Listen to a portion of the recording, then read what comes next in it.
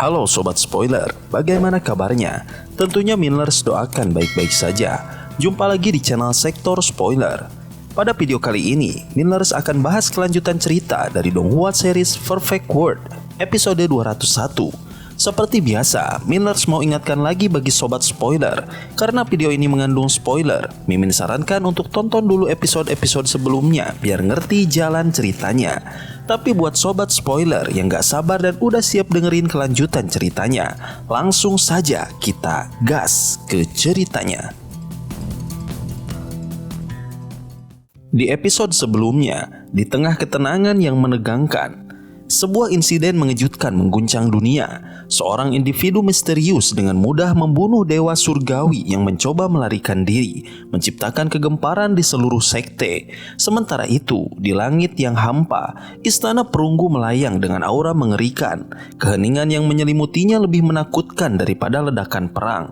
Sosok yang selama ini tertidur akhirnya terbangun, dan keberadaannya mengguncang gunung serta sungai. Para pemimpin sekte besar menyadari bahwa badai besar akan segera melanda. Di sisi lain, sosok bernama Shihao menjadi momok bagi para pembudidaya. Ia dengan santai melemparkan mayat dewa surgawi istana abadi dan menghina ras mereka, memicu amarah sekte-sekte besar, terutama klan dunia bawah. Mereka bertekad untuk menghabisinya sebelum ia mencapai puncak kekuatannya. Para penguasa sekte pun mengeluarkan perintah kematian, menandai dimulainya perburuan besar. Namun, Shihao tetap tenang, bahkan mengejek mereka dengan provokasi terang-terangan. Ia bersiap meninggalkan tempat itu untuk menghadapi tantangan yang lebih besar. Berbagai reaksi muncul terhadap kebangkitannya. Qing Yi dan Yue Chan merenungi dampaknya, sementara beberapa tetua mulai mempertimbangkan aliansi dengannya. Raja Surgawi Tiga Batu yang telah lama menghilang memilih untuk tidak menantangnya, mengejutkan banyak pihak. Kini, Shihao bersiap menuju Pulau Jiwa menghadapi kesengsaraan surgawi yang akan menguji batasnya. Dunia telah berubah dan tak ada yang bisa menghentikan gelombang besar yang telah ia ciptakan. Di episode selanjutnya, guntur menggelagar di atas Immortal Ancient, mengguncang dunia kecil yang ketakutan. Kilatan petir menyambar tanpa henti, menerangi langit dan bumi dengan cahaya menyilaukan. Semua orang menyadari bahwa seseorang sedang menghadapi kesengsaraan surgawi, sebuah ujian bagi mereka yang ingin menembus alam dewa sejati. Setelah sekian lama tak ada yang berani menantang petir langit, hari ini ketenangan itu pecah. Mungkinkah ini seorang jenius baru yang muncul dari pengasingan, atau seseorang yang memiliki keberanian melampaui para pendahulunya? Nama Huang segera muncul di benak para pengamat. Meski bukan dewa surgawi, kekuatannya telah melampaui banyak dewa. Namun, beberapa masih ragu, mencurigai bahwa dewa terbuang atau Raja 10 Mahkota mungkin menjadi pelaku di balik kesengsaraan ini. Kekacauan melanda Immortal Ancient, dengan para ahli dari berbagai sekte bergegas menuju tempat kejadian. Ketika mereka tiba, mereka terkejut. Ini bukan kesengsaraan biasa, melainkan kesengsaraan Raja Ilahi, ujian tertinggi bagi mereka yang ingin menjadi penguasa sejati. Mereka yang gagal akan jatuh ke dalam kehancuran, sementara yang berhasil akan dikenal sebagai legenda. Langit terbelah, bumi retak, dan petir turun dengan kekuatan yang menakutkan. Shihao bertarung melawan fenomena surgawi yang terus berubah, dari rawa petir hingga kawanan gagak emas yang membawa esensi api surga. Meskipun tubuhnya penuh luka, ia tak mundur. Simbol-simbol kekuatannya meledak, menghancurkan musuh-musuh yang diciptakan oleh petir surgawi. Namun, perjalanan ini masih panjang. Untuk menyelesaikan kesengsaraan ini, ia harus mendaki 9 surga besar, menghadapi cobaan yang semakin mengerikan di setiap lapisan. Di lapisan ke-6, ia dihadang oleh 9 makhluk berkuda surgawi. Masing-masing membawa senjata mematikan. Pertempuran sengit pun pecah. Shihao terluka parah, tetapi ia terus bertahan. Yunsi dan Yue Chan menyaksikan dari kejauhan, terperangah melihat betapa kuatnya pemuda yang dulu mereka kenal. Ketika ia mencapai lapisan ke-7, ia bahkan mencoba menangkap kuda surgawi sebagai tunggangan. Namun, kuda itu meledak dalam kilatan petir. Tubuhnya hampir hancur, terbelah di pinggang, tetapi dengan kekuatan luar biasa, ia menyatukan dirinya kembali dan terus maju. Di lapisan ke-8 surga, Shihao berdiri di antara aliran cahaya redup yang membelah pegunungan. Di hadapannya menjulang sebuah kota raksasa dengan gerbang tertutup rapat, menghalangi jalannya. Gunung-gunung menjulang tinggi di sekelilingnya, pohon-pohon purba berdiri kokoh, semuanya terbentuk dari kilatan petir. Keheningan mendominasi, menciptakan suasana yang mencekam, seolah-olah tempat itu telah terjebak dalam keabadian. Si Hao melangkah memasuki hutan petir, mendekati kota besar yang penuh misteri. Kota ini bagaikan penjaga surga ke-8, penghalang terakhir sebelum seseorang dapat mencapai lapisan yang lebih tinggi. Pandangannya tertuju pada dinding kota yang dipenuhi goresan pedang dan bekas pertempuran. Ada sesuatu yang kuno dan agung dalam kemegahannya, seolah-olah kota ini menyaksikan banyak pertempuran besar sejak dahulu kala. Tiba-tiba, suara berat menggema di udara. Dari dalam kota, cahaya putih seputih salju berkilauan, mengungkapkan sesuatu yang besar dan menakutkan. Sebuah tengkorak raksasa muncul, sebanding dengan ukuran kota itu sendiri. Tengkorak putih kristal itu bergulir ke arahnya dengan kekuatan yang mengerikan, seolah-olah hendak menghancurkan segalanya dalam jalurnya. Dengan cepat, si Hao mengangkat tangannya, menghantam tengkorak tersebut. Benturan itu memunculkan suara dentingan logam, percikan melesat ke segala arah. Tengkorak itu begitu kokoh, seolah-olah terbuat dari emas abadi. Bahkan dengan kekuatan luar biasa yang dimilikinya, si Hao tidak mampu menghancurkannya dalam satu serangan. Cahaya tajam memancar dari rongga mata tengkorak, rahang bawahnya terbuka, memperlihatkan deretan gigi berkilauan yang siap melahap si Hao. Dalam sekejap, tengkorak itu menelan dirinya, menjadikannya bagian dari kekuatan yang lebih besar. Di dalamnya, si Hao merasakan panas yang menyengat, seakan berada dalam tungku pemurnian yang menyalurkan petir dari segala penjuru untuk melebur tubuhnya. Tungku tengkorak, artefak jahat yang luar biasa kuat, mulai mengerahkan tekanan dahsyat. Langit dan bumi berguncang, petir memenuhi langit, mengalir deras ke dalam tungku itu, menyalakan api neraka yang membakar si Hao tanpa ampun. Semua orang yang menyaksikan dari kejauhan merasa ngeri, bahkan dewa-dewa surgawi pun terdiam melihat kekuatan kesengsaraan ini. Seluruh energi langit yang tersimpan di lapisan ke-8 surga kini terkonsentrasi pada satu titik, mencoba melenyapkan keberadaan Huang, nama yang telah mengguncang dunia.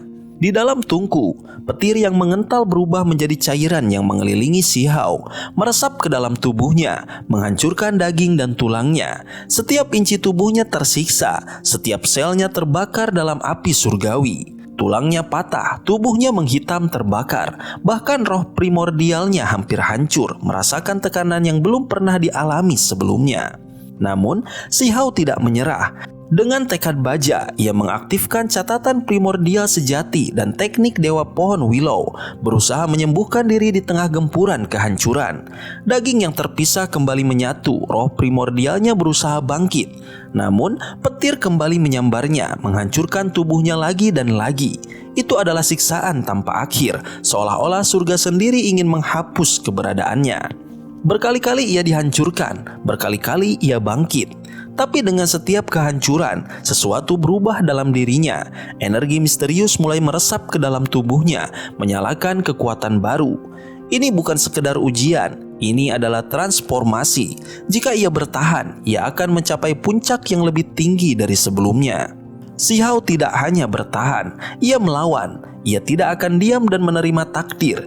Dengan setiap pemulihan, ia mengarahkan serangan ke dinding tungku, mencoba menerobos penjara ini. Ia menggunakan semua tekniknya, memadatkan seluruh kekuatan untuk menghancurkan penghalang tersebut. Namun, berkali-kali ia gagal. Dagingnya hancur, roh primordialnya pecah, seakan surga sendiri menolak membiarkannya lolos. Namun, ia tidak menyerah. Pada akhirnya, setelah berkali-kali mengalami kematian dan kebangkitan, kekuatan tertingginya, seni 8 surga ke-9, bangkit. Teknik-teknik berharga yang ia kuasai bersatu, menciptakan ledakan dahsyat yang akhirnya meretakan dinding tungku. Dengan suara yang mengguncang langit, tungku tengkorak itu terbelah dan si Hao terlempar keluar. Tubuhnya terbakar oleh kilatan petir yang meledak di sekelilingnya. Di kejauhan, para penonton terdiam, beberapa terkejut, beberapa meragukan apakah ia masih hidup. Tubuhnya telah terpecah menjadi 9 bagian, roh primordialnya tersebar, bercahaya seperti bintang yang akan padam. Apakah ini akhir dari Huang? Namun, saat semua mata tertuju padanya, Energi yang luar biasa berkumpul kembali. Dagingnya yang terpisah bersatu lagi. Roh primordialnya bersinar terang, mengisi kembali tubuhnya. Si Hao bangkit. Meskipun tubuhnya lemah dan penuh luka, matanya tetap tajam, penuh tekad. Tanpa membuang waktu, ia tidak mengejar para penyerang yang mencoba mengambil nyawanya. Ia tahu ujiannya belum berakhir. Ia menatap ke langit menuju lapisan surga ke-9, di mana tantangan berikutnya menantinya. Namun, sesuatu yang aneh terjadi. Di surga ke-9, kesengsaraan terasa lebih ringan. Makhluk-makhluk menyerang, tapi tidak sekuat yang ia hadapi sebelumnya. Ini terasa janggal, terlalu mudah. Tapi sebelum ia bisa memahami situasinya, tubuhnya mengalami perubahan yang mengejutkan. Kekuatan yang ia kumpulkan perlahan menghilang. Dari seorang dewa surgawi yang merosot kembali ke alam dewa sejati, lalu turun lagi ke alam api ilahi. Si Hao merasakan kepanikan. Ini bukan hal biasa, ini adalah bencana yang sebenarnya. Dari kejauhan, musuh-musuhnya menyadari kelemahan ini. Beberapa dewa surgawi yang selama ini bersembunyi akhirnya keluar, mengambil kesempatan untuk menyerang si Hao. Seketika, medan pertempuran menjadi kacau. Para penonton berteriak, beberapa mencoba menghentikan, tapi ada pula yang justru menikmati penderitaan Huang. Si Hao kini menghadapi bahaya yang lebih besar. Di satu sisi, ia harus melawan musuh-musuh yang ingin membunuhnya. Di sisi lain, ia harus menemukan cara untuk mengembalikan kekuatannya sebelum terlambat. Saat itu, mata Yunsi melebar, wajah Yue Chan berubah pucat. Semua orang menahan nafas menatap ke depan, menunggu apa yang akan terjadi selanjutnya. 5 dewa surgawi besar tiba dengan kecepatan luar biasa, jauh melampaui ekspektasi siapapun. Langit bergemuruh ketika mereka menembus awan, menyusup ke dalam wilayah yang dikuasai oleh petir surgawi. Makhluk-makhluk yang terbentuk dari kilat menyerbu ke arah mereka, menyambar tubuh mereka tanpa ampun. Asap hitam mengepul dari luka bakar yang muncul di tubuh mereka, tetapi mereka tetap bertahan, tidak melawan. Mereka tahu bahwa melawan petir surgawi berarti mengundang bencana yang lebih besar. Hukuman ilahi akan jatuh sesuai dengan tingkatan kultivasi mereka, sesuatu yang bahkan mereka tidak sanggup tanggung. Mereka memilih untuk bertahan, menanggung rasa sakit, dan tetap maju menuju Si Hao, target utama mereka. Kesadaran mereka tajam, mengetahui bahwa kesengsaraan petir ke-9 kali ini tidak sekuat biasanya. Dengan penurunan kekuatan Si Hao, kesengsaraan ini juga melemah, memberikan mereka kesempatan emas untuk menghabisinya. Mereka menerjang dengan paksa, menembus badai petir dan menyerang alam api ilahi Si Hao. Sebagai dewa surgawi dari dunia luar, mereka memiliki ketahanan tinggi terhadap kutukan, tidak seperti para anggota ras jiwa yang datang dengan kekhawatiran besar. Hanya dewa surgawi tua yang pernah diselamatkan Si Hao yang berani mendekat, sementara yang lain ragu-ragu, terintimidasi oleh kekuatan kutukan yang padat. Si Hao melesat seperti kilat, menembus badai yang mengancam jiwanya. Kecepatannya meningkat ke batas tertinggi, menghindari baik para pengejarnya maupun makhluk petir yang mengerikan. Meski makhluk-makhluk itu lebih lemah dibanding petir sejati, ancaman mereka masih nyata. Sekejap kemudian, petir kembali menggelegar, menghancurkan tanah dan menimbulkan ledakan yang melukai tubuh Si Hao, menghancurkan dagingnya, mematahkan tulangnya, serta melemahkan esensi Dao dan kekuatan magisnya. Dalam kondisi lemah, Si Hao berada di ambang kehancuran. Meskipun kesengsaraan petir melemah, itu masih jauh lebih kuat dari ranah kultivasinya saat ini. Bahkan makhluk petir sekecil apapun bisa membunuhnya dengan mudah. Kesempatan ini tidak disia-siakan oleh para dewa surgawi. Mereka sadar, jika terus berlama-lama, mereka bisa terseret ke dalam kesengsaraan ini.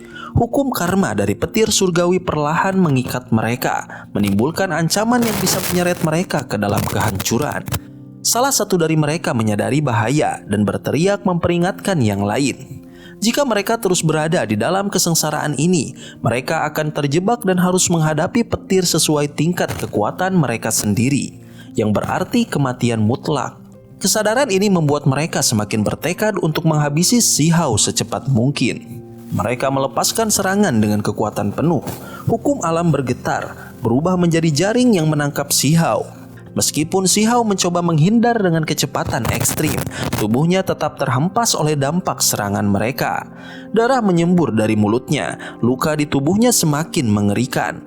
Pedang surgawi bersinar, memancarkan kilatan tajam yang membelah ruang, hampir merobek tubuhnya menjadi dua. Di kejauhan, berbagai reaksi muncul.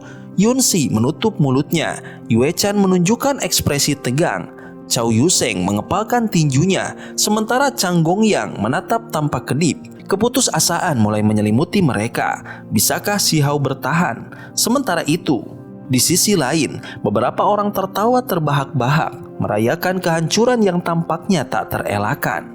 Dewa surgawi tua dari ras jiwa bertangan 8 meraung dalam kemarahan. Dia berusaha turun tangan, tetapi melawan 5 dewa surgawi sekaligus hampir mustahil. Sekutu-sekutunya mulai mengaktifkan harta karun kuno dan formasi pertahanan untuk menyeimbangkan keadaan. Namun, dalam sekejap mata, para dewa surgawi kembali menyerang Si Hao dengan serangan brutal, menghancurkan tubuhnya lebih jauh, mematahkan tulang-tulangnya dan menciptakan luka baru yang semakin parah. Namun, saat salah satu dewa surgawi terus menyerang tanpa henti, tiba-tiba petir surgawi bereaksi. Kesengsaraan tingkat dewa surgawi turun langsung ke arahnya.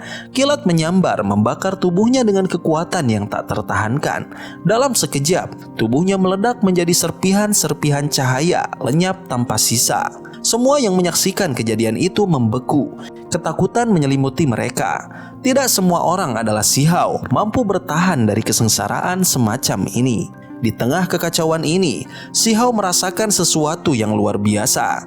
Dari kedalaman tubuhnya, kekuatan magis mulai naik kembali. Energinya pulih. Dengan raungan yang menggema di langit, tubuhnya meregenerasi luka-luka yang hampir membunuhnya. Dalam sekejap, ia kembali menginjakan kaki di alam pengorbanan suci. Kekuatannya kembali sejajar dengan para dewa surgawi. 4 dewa surgawi yang tersisa merasakan ancaman nyata. Mereka yang sebelumnya memburu Si Hao kini berubah menjadi yang diburu. Mereka melarikan diri di Si Hao bersama 3 tubuh spiritualnya mengejar tanpa belas kasihan. Perburuan berdarah pun dimulai. Serangan demi serangan dilancarkan. Tinju Si Hao menghancurkan langit dan bumi, menyalurkan kekuatan Kunpeng dan hukum reinkarnasi. Dewa surgawi pertama terkena dampaknya. Tubuhnya terbelah dan menua dalam sekejap sebelum akhirnya meledak menjadi debu. Tubuh spiritual Si Hao yang lain mengayunkan pedang abadi, menggunakan metode rahasia Kaisar Petir untuk mengaktifkan inti pedang. Dengan satu tebasan, kepala dewa surgawi kedua terlepas. Darah menyembur tinggi ke udara sebelum kesengsaraan petir menghancurkan sisa tubuhnya. 2 dewa surgawi terakhir juga tidak bisa lolos. Cabang wilau emas muncul dari tubuh Si Hao, berubah menjadi rantai hukum ilahi yang menembus tubuh mereka, menciptakan lubang-lubang berdarah yang tak bisa disembuhkan. Mereka berteriak putus asa, tetapi takdir mereka telah ditentukan. Setelah pertarungan panjang, Si Hao akhirnya duduk, menyesuaikan kondisi tubuhnya. Kekuatan surgawi dalam dirinya melonjak, membawanya menuju lapisan ke-10 surga, kesengsaraan terakhirnya. Di sana, ia menemukan pemandangan yang menakjubkan, pepohonan kuno yang menjulang, kota-kota abadi, gua-gua megah, serta makhluk-makhluk mitologi seperti ponik abadi dan naga. Di tengah lanskap itu, sebuah kolam kuno bersinar dengan 5 warna ilahi. Kabut bercahaya menyelimuti airnya, memancarkan energi yang mampu menetralkan kutukan apapun. Ini adalah kolam abadi, tempat berharga yang menyimpan cairan kesengsaraan petir.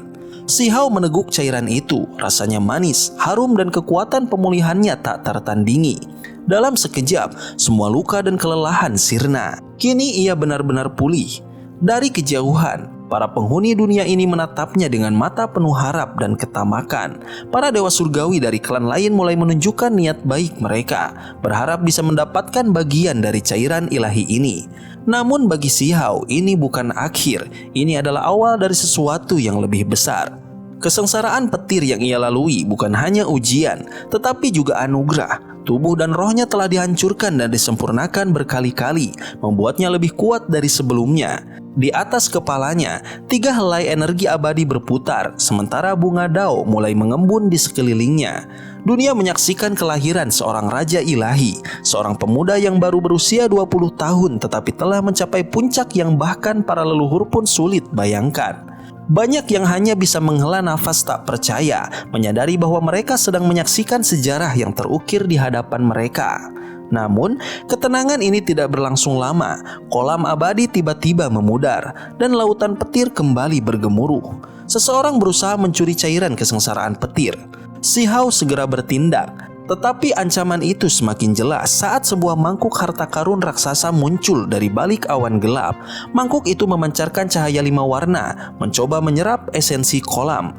Penduduk Immortal Ancient segera menyadari bahaya ini, dan kemarahan pun meledak. Mereka tahu bahwa seseorang sedang mencoba merampas hak milik Si Hao. Suara menggema dari kegelapan, menuntut agar Si Hao menyerahkan cairan itu, mengklaim bahwa itu milik mereka. Si Hao segera mengenali mereka, ras pohon iblis darah perak, musuh lamanya yang selalu mencoba mencelakainya. Tanpa banyak bicara, ia membawa lautan petir bersamanya dan menuju tanah mereka. Petir dari surga ke-10 mengikutinya, menciptakan pemandangan yang menakutkan. Gunung-gunung dan sungai bergetar di bawah kekuatan surgawi yang dilepaskannya. Para tetua ras pohon iblis darah perak panik, tetapi Si Hao tak menggubris mereka. "Kenapa aku tidak berani?" Jawabnya dingin saat leluhur mereka berteriak marah. Dengan langkah mantap, ia maju membawa petir yang menghancurkan segala yang ada di jalannya. Mata para pembudidaya yang menyaksikan ini dipenuhi ketakutan dan kekaguman. Pada usia 20 tahun, Si Hao telah menantang langit dan bumi, membuktikan dirinya sebagai penguasa sejati. Dan di Immortal Ancient, sebuah legenda baru telah lahir. Sobat spoiler, itulah spoiler dari Donghua series Perfect World episode 201. Tentunya spoiler ini tidak akan sama persis dengan episode sesungguhnya. Maka dari itu, jika ada kesalahan dalam kata ataupun istilah, serta kekurangan atau kelebihan durasi harap dimaklumi.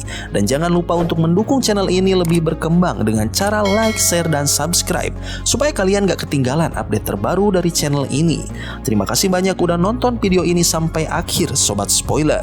Kritik dan saran positifnya silahkan di komentar. Sampai ketemu lagi di video berikutnya. Tetap semangat dan sampai jumpa.